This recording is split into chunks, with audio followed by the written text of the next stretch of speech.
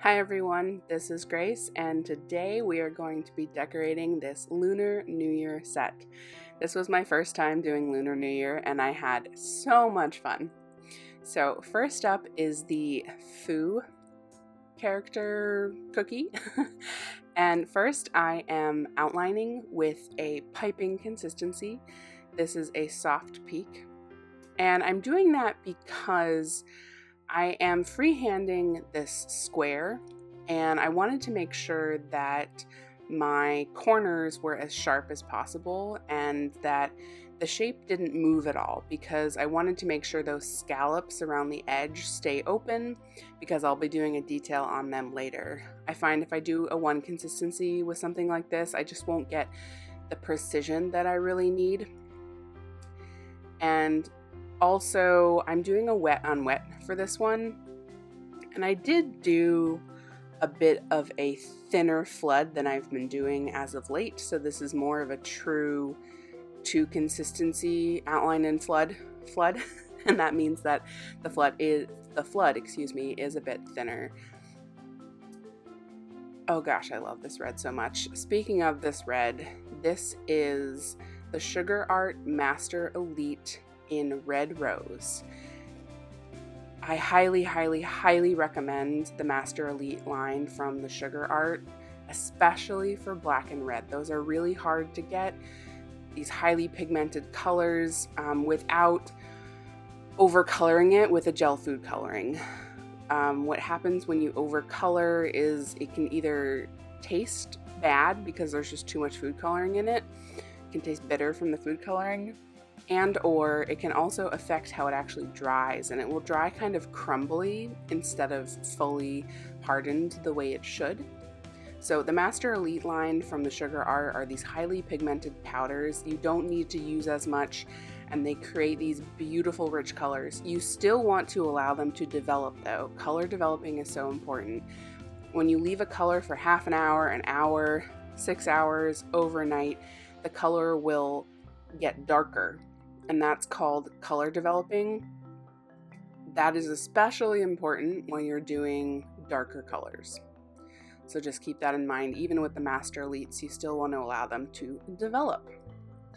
Now, that inner square there, I did allow that to crust over first.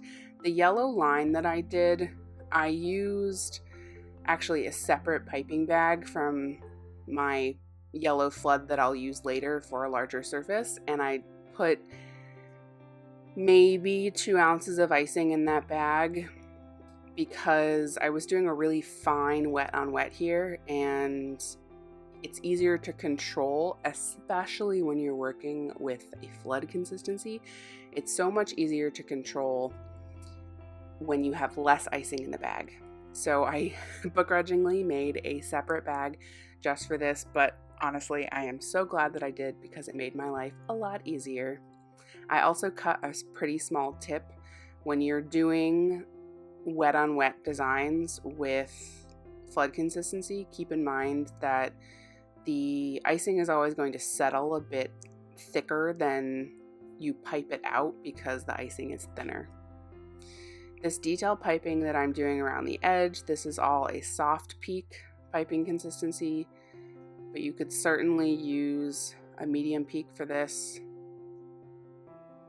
I just wanted to, I'm not sure why I'm not sure why I picked soft peak, but I think my default when using piping consistency in a set is I would prefer to do a soft peak unless I need a medium peak. And the reason for that is two things. One, it's just easier on your hand because it comes out easier. You don't have to press quite as hard. But then also it settles a little bit better. So if you're ever doing dots, for example, then you're not going to get the peaks on the top of them when you pull off the dot like you would with a medium peak. Now I am using my projector. Love my projector. I will link what I have in the description of the video. I highly recommend getting a projector because it makes doing something like this so much easier. And I am projecting the Foo character on here. Now, before you come at me for putting this upside down, it is actually intentional that the character is upside down and specifically at an angle here.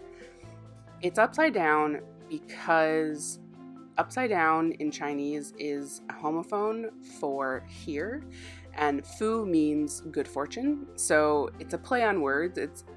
So it kind of means your good fortune is here, or it's already here.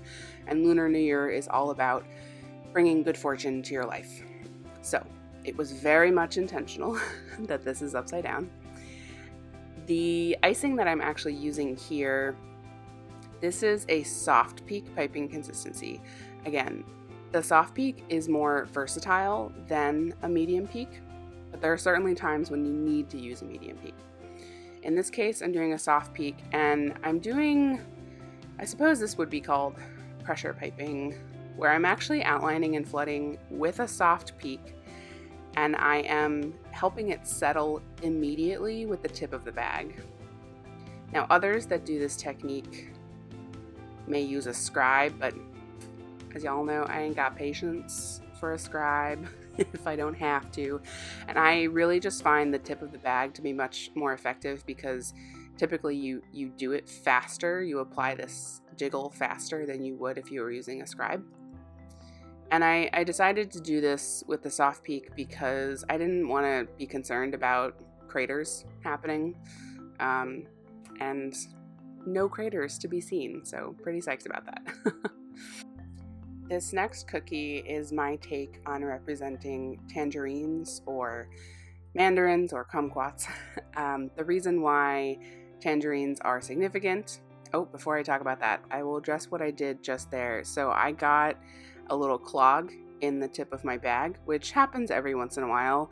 It typically happens more often for me when I try to add powdered sugar in after I've already mixed my icing. I have to do that sometimes in an emergency if I have thinned my icing just a bit too much. I would not recommend doing that because it messes with the balance with the meringue powder and how it will dry. But this could also happen if maybe your powdered sugar is just too clumpy. I personally actually don't sift my powdered sugar when I add it to my icing, so maybe that's why I get these every once in a while. But I don't get these enough for it to really be an issue where I feel like I need to sift my powdered sugar. So back to the tangerine. The reason why tangerines are significant in Chinese culture and for Lunar New Year is that the word, or the character for tangerine in Chinese looks similar to the character for luck. And as I mentioned, Lunar New Year is all about luck. Good luck, good fortune. So I didn't want to do a very kind of typical representation of a tangerine, which would be to just actually do a tangerine. Partly because I didn't have a cutter. I mean, I suppose I could have used a circle. A lot of people do that. But I wanted to do something a little bit different. So I went with this wet on wet design, and you can see here I intentionally under flooded this cookie, and the way for me that I can know for sure that I've under flooded is if I actually leave some spaces like I did there, some little holes that I have to fill in with a scribe. And the reason I did that was that I know I'm going to be adding a decent amount of extra icing with this wet on wet design, and if you under flood the base, then you're less likely to overflood the cookie with the design that you're adding on top. You can still absolutely overflood if you're using just too much icing, but this is just something I've learned along the way. I also prefer to do two consistency outline and flood when doing wet on wet. Something to note about how I'm doing these circles is I'm putting the icing on top of the surface of the red. So I'm not actually flooding the circle into the red icing, if that makes sense. Because if you do that, you're adding way too much icing to the surface. You want to add the icing on top. So you're laying the icing on top of each other. I've allowed this to completely dry. That's important when adding gold detail. And I am using an edible metallic dust here, also by the Sugar Art. I will link this in the description. And I have added to this dust Everclear. When working with gold, when working with metallics, you want to use a very, very, very high proof clear alcohol. Some people can use vanilla extract, but I personally have just always used Everclear. Everclear is like 95% alcohol, I think. I mean, it's a ridiculous amount of alcohol. So you can use some vodkas, but you need to check the amount of alcohol that's in them. Like, I think if you use something like an 80% vodka or 60, certainly like a 60%, it's not enough alcohol. And the reason you want a high alcohol content is that the alcohol evaporates, and that's what allows it to dry. So it allows it to dry, and also something about the alcohol mixes best with the metallics. It really brings out the sheen, the shine in the metallic. So I have just always used Everclear. And that is my tangerine cookie. Up next, we are doing the fan, and I'm using one of my newest favoritist, I know that's not a word, favoritist, one of my new favorite techniques, and this is to use parchment paper and to fold it. So I've done here, I took a rectangle and I folded it in half, and now I'm doing these angled folds. And with this design and the way I'm using this technique, it's important to make these folds as small as possible. And you'll see in a minute why. It will make your life easier if they are smaller. I don't know if I really needed to fold all the way to the end here, but I did. So here we are. It did take me quite a few tries to get to a point where I had folded this the way that I liked to repeat with the cookies. A fun fact for this set, I think I did 5 of each design. So something interesting, I guess, to know. Some sets I do 2 of a design. Sometimes I do 5 or 6. Sometimes I do 10. Just depends. And the reason I mention that is just the more times you do a design, the more practice you get. And I try to always do new designs when I'm doing sets, so it's always learning as I go. So something different here is I'm taking this tape and I'm just taping the very end of it, which is a little hard to do because this is parchment paper, so it doesn't really want to stick to it. So be careful as you're opening this. But I'm taping the bottom to pinch the bottom of it together so I can get more of the angle I'm looking for with the fan effect. If you didn't pinch the bottom, then the angle of the folds would be a bit different and not quite as much like a fan, if that makes sense. For this one, I'm actually doing a 2 consistency outline and flood, which is, if you've seen me do this technique before, I've done it with 1 consistency before. The reason I decided to try 2 was I wanted to have as much control as I could with the outer edge of the design, since I really wanted this to look like a fan. So I'm using piping consistency to outline. The difference here, though, is that I'm going in immediately with my flood because I want the outer edge to stay wet so that it can be manipulated if necessary as I'm applying the parchment paper. If I had waited until the outline had dried, then it wouldn't be able to move, if that makes sense. Like it could possibly break, and then it would look worse. So not what I was going for. I did want to make sure that I did not over flood this. I don't need to under flood, but I didn't want to put too much flood because, here we go, I'm actually putting pressure on the icing, and I found I like to go from the inside out. And what I'm doing here is I'm actually encouraging the icing all the way up to the crevice, all the way up to that peak, because I want this to actually look like fan folds. So if you don't do what I'm doing right now, you will really just get the indentations from the folds, but not the peaks. And that's what I'm going for, is the peaks. Using my big plastic scribe here to make sure I've made contact with all of the icing, pulling those peaks up. Got a little bit of a wonky corner here. So I had to kind of maneuver it, and oops, got some icing on my finger. It's all good. I allow these to dry overnight so the icing is completely dry. I know people who take the parchment off before it's completely dry, and I'm too scared. I'm too scared to mess it up. Maybe one day I'll try, but for now I just do it overnight. And this is soft peak piping consistency.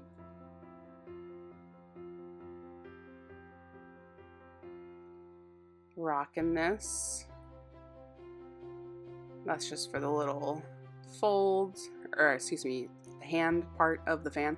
That there is the gold that I used previously and I'm using again. This great detail brush I have from Chew a Cookie, I will link this as well. It's it's a mermaid tail. It's fun. I wanted just a small brush here because there's really no rhyme or reason to what I'm doing right now. I'm just adding gold detail just so it kind of pops. There's no real significance to this fan that I was doing. I just wanted something that looked like gold, opulent, beautiful. Make a real statement with the technique. And you can see with those folds towards the middle where I didn't quite get all of the icing to come into the crevice towards the top. It's harder than it looks, I would say. Definitely takes some practice, but good enough for government work, as my uncle says.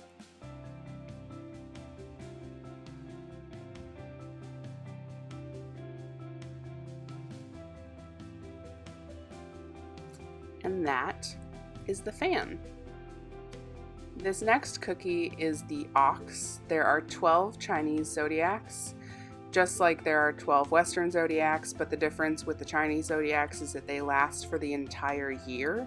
So 2021 is the year of the ox. Each zodiac has an animal associated with it. Super easy to find yours. You can Google it. It's based on your birthday and your year. And during your year, you want to encourage as much good luck as possible. So when it's your year, it's common to wear a lot of red underwear, red socks, red shirts, red everything, because red is a good luck color. Now, I am outlining here with a soft peak piping consistency, as I have done with all the others. And I am going to be doing, again, another wet on wet design here.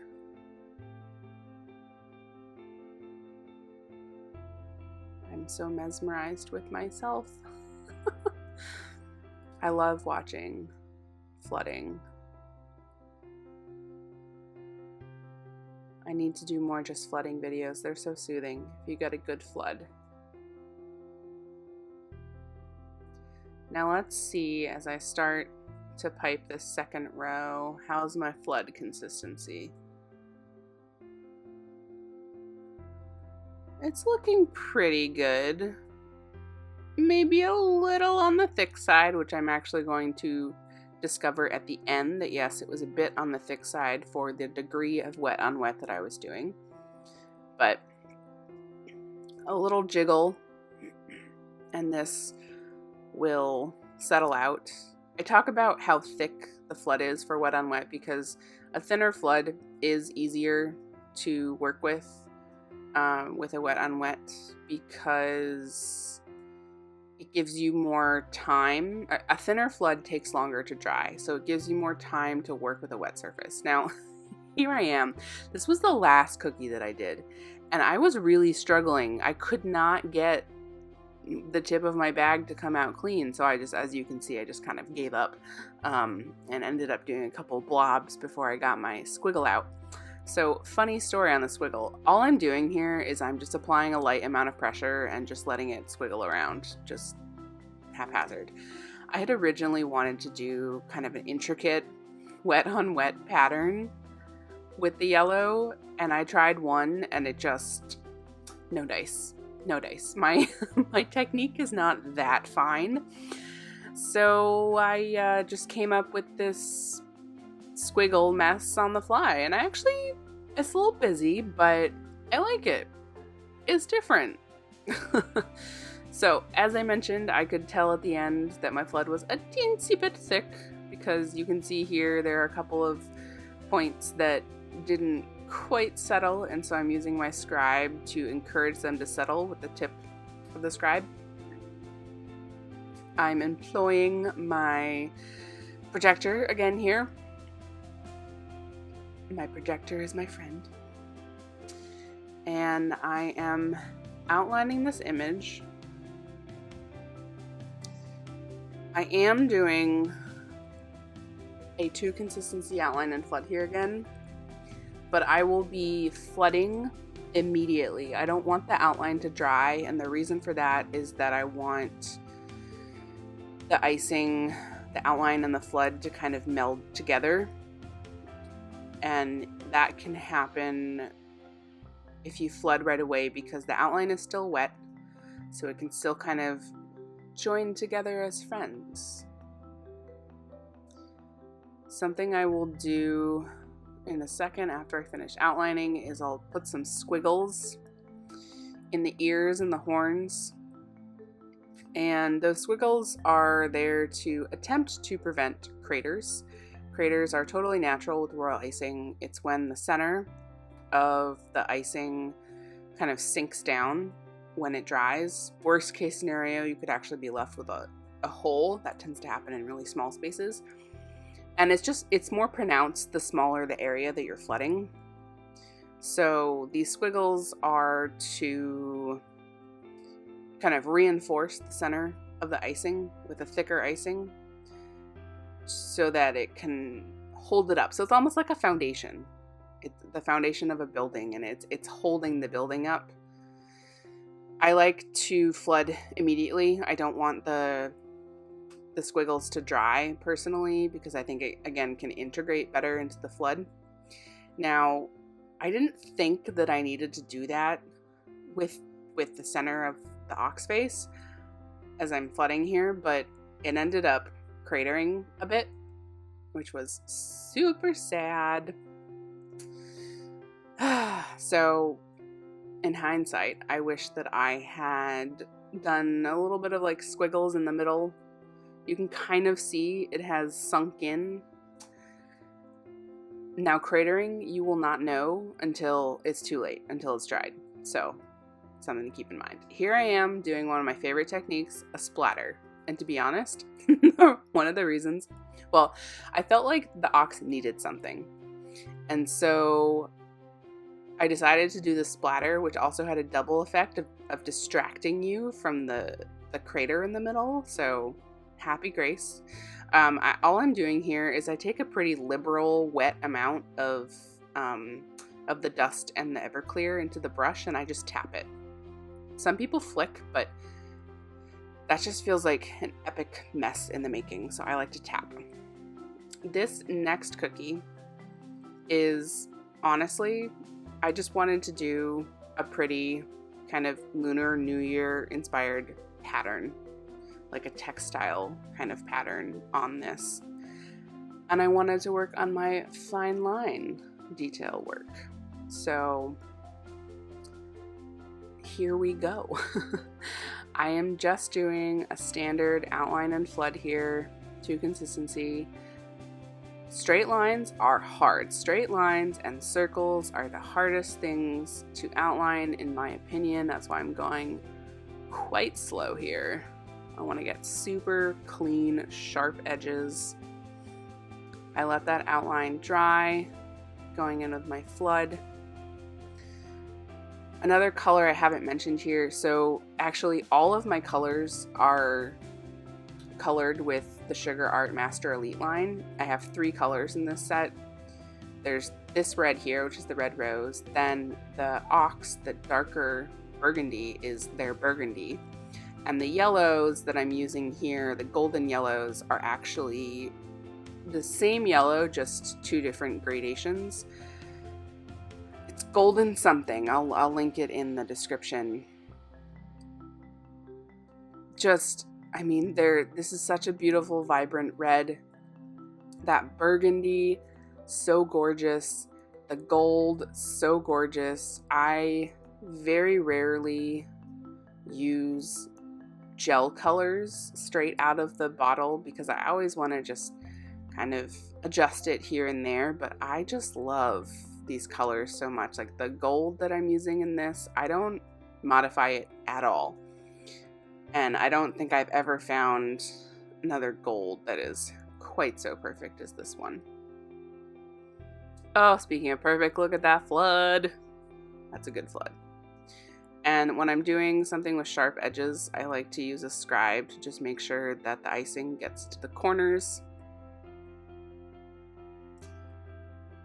Give it a little jiggle, because I guess I felt like it needed it.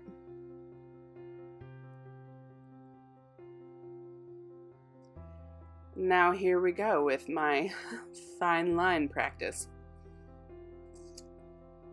Again, I'm using my projector.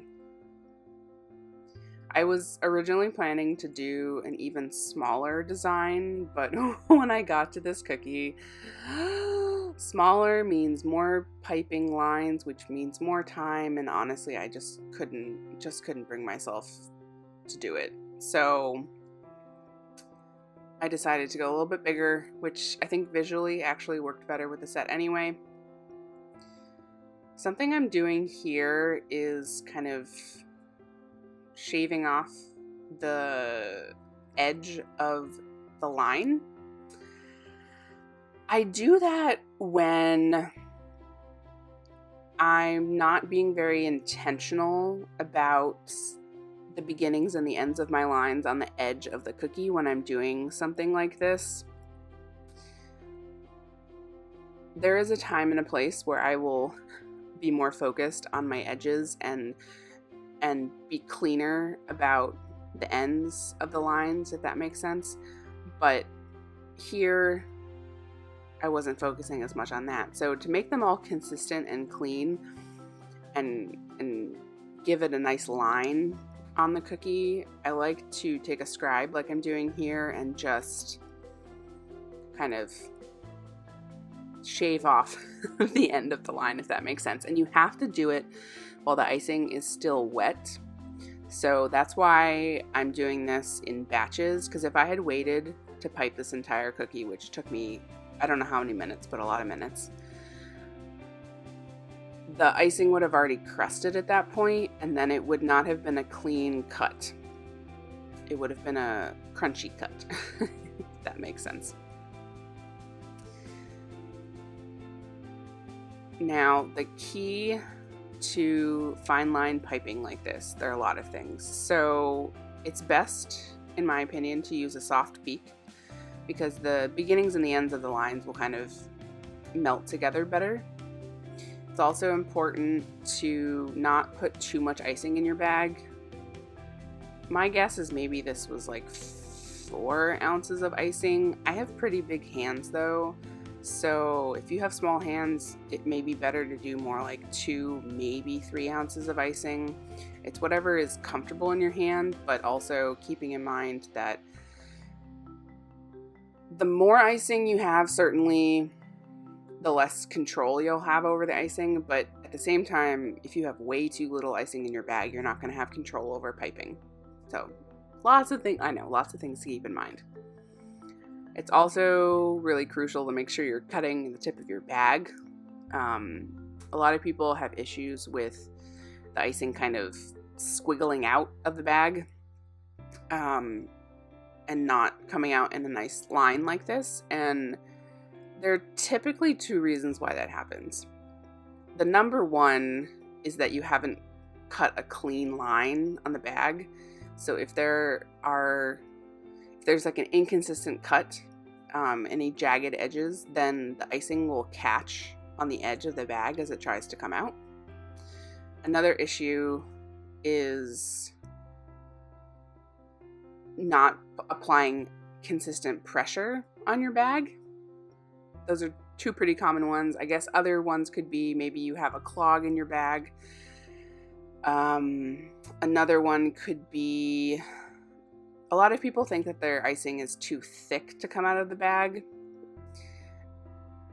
It is possible to have such a thick icing and such a small tip cut that it won't come out, but that's a thick icing and that's a very, very, very small tip. So if you think that's your issue, chances are you're just not applying enough pressure on the bag and or enough consistent pressure. I would say for beginners, applying enough pressure on the bag to get the icing out is like the number one fear. I think people are afraid that they're going to explode the bag, which can happen, and even to me it's happened. That the seam can pop in a bag.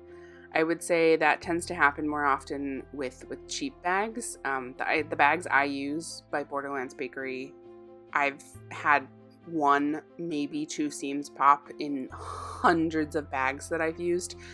But I've used other brands where like every batch, there's been a seam pop. So just know, if it happens to you, you've officially joined the Royal Icing Club. So, whew, I cannot believe I talked through that entire thing. That was a lot. Another thing with doing these kinds of lines, make sure you're pulling your bag off the surface of the cookie. I know I say that a lot. That's what's going to get you clean lines. This next cookie is a lantern cookie. Lanterns are a real key decoration and symbol in Lunar New Year. They're typically Lunar New Year celebrations end with a lantern festival, and you'll put your wishes, your wishes for good fortune into the lanterns, release them into the sky. First up, I am outlining the shape of the lantern with soft peak piping consistency. You may have noticed that there was a bit of a crease at the top of the lantern, and that's because I Franken cookied this one. This is not actually a cutter that exists like this. It had the bottom little bulb, but I wanted to also have that top bit because that's what lanterns look like. So I just used the cookie cutter to kind of Franken them together, if that makes sense. So I did it while the dough was fresh, and then I baked them stuck together like that. So this detail I'm doing here is supposed to represent the flame in the middle of the lantern. And here I'm actually intentionally not cleaning off my scribes. You can see here what I meant by that pull, because I wanted it to look kind of messy. Like, this is supposed to look like a flame, and flames don't look perfect. So just kind of futzing it up with my scribe. And there we go. Here I am doing that squiggle again to attempt to prevent craters. I wish I had done that with that center section, because it did crater ever so slightly, but I don't think that I could have, because I was manipulating the surface of the icing so much and actually sticking my scribe in, and I would have hit the squiggle with my scribe, so that's why I ultimately decided not to.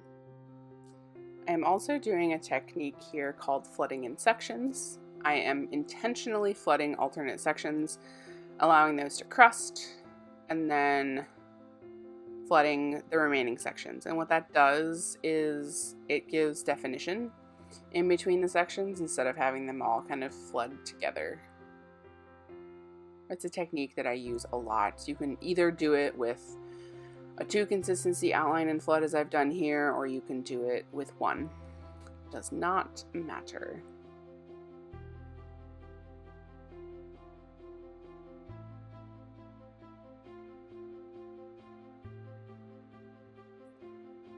Something else you'll see here, you can see I'm using the tip of my bag to get all the crevices. Again, I much prefer to use the tip of the bag to get into all the little corners than to use a scribe.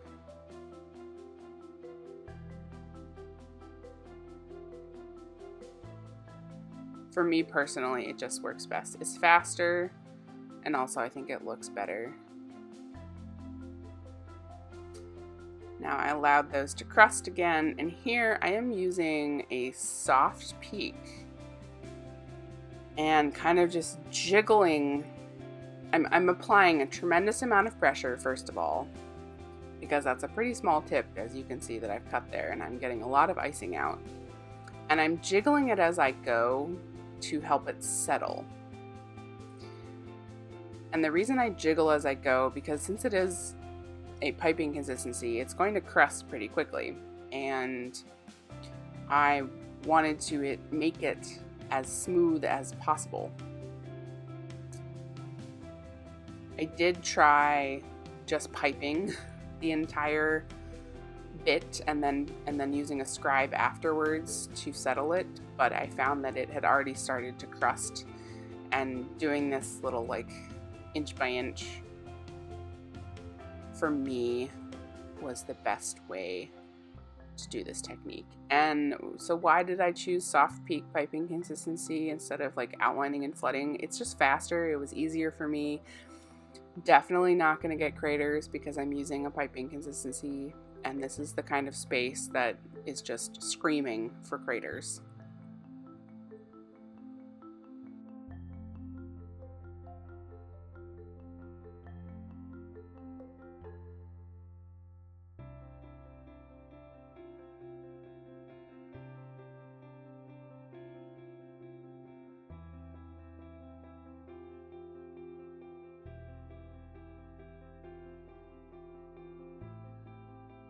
Once again, I'm using this super gold, and I'm doing two different things. I thought that the lantern needed a little extra pizzazz, so this was not planned, but I decided to paint the bottom and the top with this gold. I find that completely edible metallic dusts don't have the best coverage, so it was actually fortunate that I had already piped this in a golden color. Say if I was painting this on top of white or maybe black, the color of the base would probably kind of show through, because it's just hard to get a really saturated coverage with this totally edible metallic powder. So it all worked out in the end. Very happy. And then I decided to just add a little extra something to the flame. Make it sparkle, literally. In hindsight, I guess I could have used edible glitter. That would have been fun too. And that's the lantern.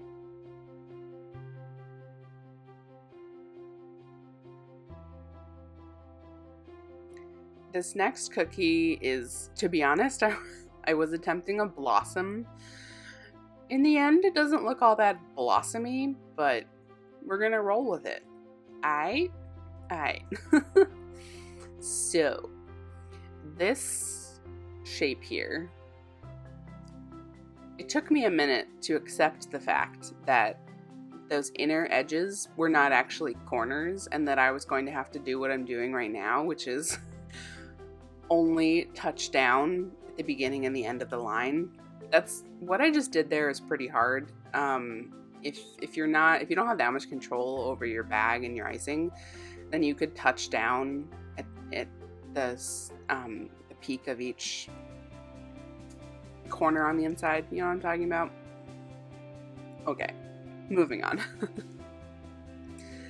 I'm doing another wet on wet design here. That seems to be the theme of this set, wet on wet. And again, I'm going to be adding a decent amount of icing, so I wanted to underflood. And even this, I do learn later that I could have underflooded this even more. And I think part of that is because Well, I'm adding a decent amount of white icing, but also I feel like maybe my yellow flood was a bit too thin. I'm not sure. Anyway. This is all flood consistency. Working as quickly as I possibly can before it all crusts over on me. And I'm using my thinnest scribe here. And I'm doing these pulls. My scribe disappears from the frame after every pull because I'm cleaning it off on my paper towel, which is a royal pain in the bum. Makes it take a lot more time, but the reason I'm doing that is if I don't clean it off, then there will be leftover white icing on the tip of the scribe, and when I do those pulls, there will be a white bit of icing outside the pull. So it does not look clean, and that's not what I want. This is the darker golden, and again, flood consistency. I'm using a smaller bag here so I can have the utmost control with a really small tip. And there we go. That is the blossom. Friends, thank you so much for coming along on this ride with this Lunar New Year set. I hope you enjoyed watching, and I hope you try one or two of these designs yourself.